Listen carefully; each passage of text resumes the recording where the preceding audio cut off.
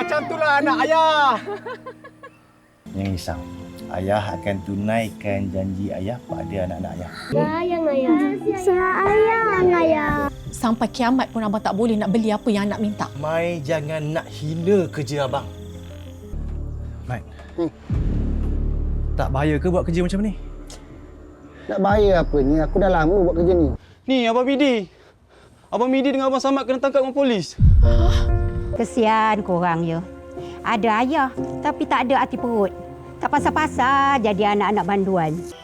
Mai tak peduli. Mai tetap akan kahwin dengan Sakuan. Adik nak ikut ibu.